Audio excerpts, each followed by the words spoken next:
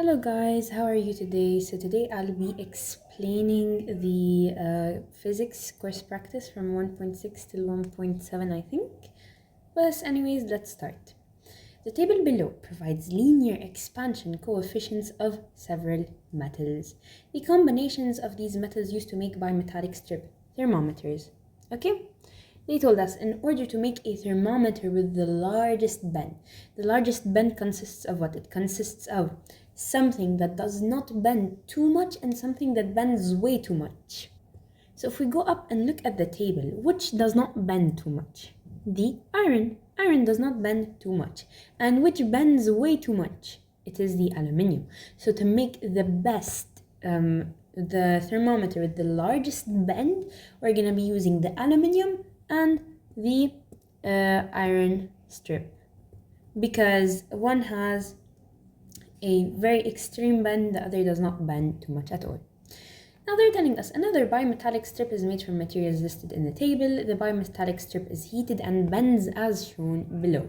They told us strip 1 is made of silver, then what is strip 2 made of? Okay, if it's bending like this after heated, that means 1 is definitely not the one with the larger coefficient, okay? Coefficient meaning this over here, okay? So 1 is definitely not the one with the larger coefficient, because if it was heated, then it would bend, it would expand more. So we will say it has the smaller coefficient, whereas 2 has the greater coefficient, okay? Now, looking at the table, silver has a coefficient of 18. So what has a greater coefficient than silver? It is very simply aluminium. Now, we move on to question number 2. An aluminium rod, whose length at 0 degrees Celsius is this, is heated to a temperature of this, 80 degrees Celsius, the coefficient of this. Okay, what you need to know is this equation. Delta L, the change in length, is equal to the coefficient multiplied by the initial length multiplied by delta T. So delta L, to find it, okay, we'll find it first. It is what?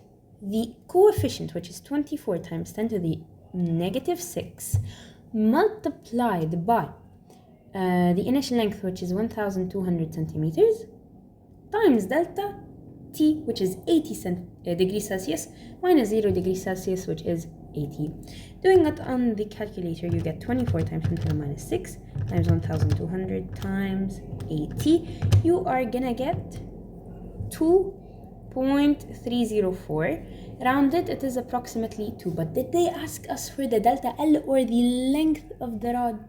Did they ask us for the change in length of the rod or the length of the rod? They asked us for the length of the rod.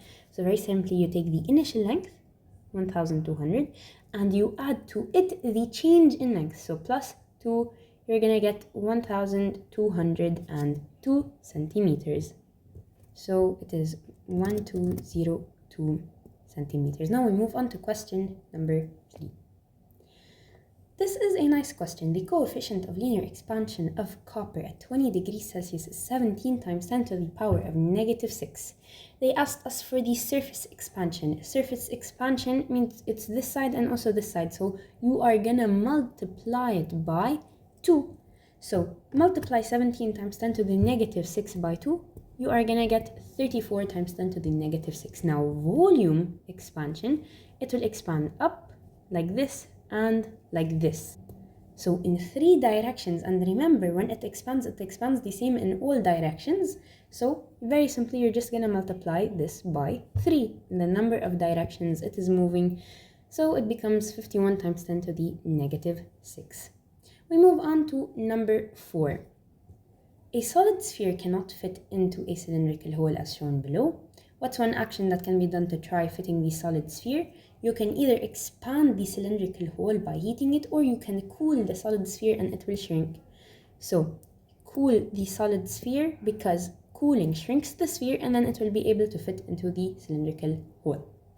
Remember, all metals are good conductors. Anything else is not that good of a conductor. So liquid mercury is a good conductor. Copper is a good conductor. Fiberglass is a poor conductor.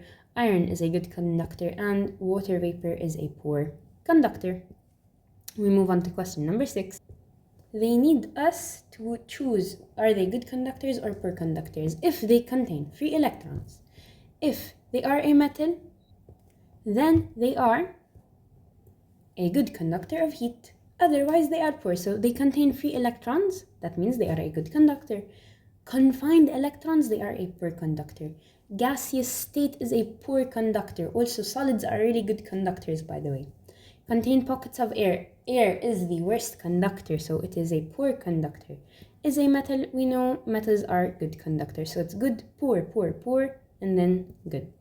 We move on to number 7.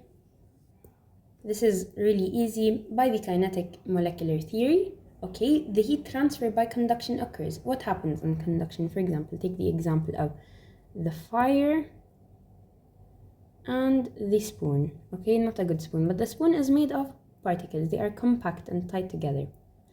If one of the particles gets heated, then its kinetic energy will increase. When the kinetic energy increases, it becomes faster moving, and it will give its kinetic energy to the slower, colder particles, and so then it will pass throughout the whole spoon. So, by the kinetic molecular theory, the heat transfer by conduction occurs when faster moving molecules in the hotter parts of the matter collide with the slower moving molecules in the colder parts, thus passing onto them a part of their kinetic energy. Basically, hot has a lot of kinetic energy. It moves really fast. It bumps into the cold parts. The cold parts take in this energy, takes in this kinetic energy, and then it will give it to the slower parts, the colder parts, and then the colder parts will gain the kinetic energy and move faster and become hotter. Now the picture below shows an experiment used to compare different metals. 4 matches are waxed on one end of 4 different metal rods, while a Bunsen burner heats the other end. Okay, how do we know which one is the best thermal conductor? The particles here, okay, and the particles here, okay, they're very compact and close together, but I'm doing them fast so it's not that close, okay, and then as well in the brass. So the best conductors, okay, what's gonna happen is that the heat will travel through them very fast. It will be conducted through the particles really quickly, and then it will cause the matchstick to fall off the first. So very simply, the one that loses its match first is the best thermal conductor. So let's submit, and hopefully we don't have any mistakes. Thank God we do not have any mistakes, and it was a really quick video. I hope you guys enjoyed and have a wonderful day.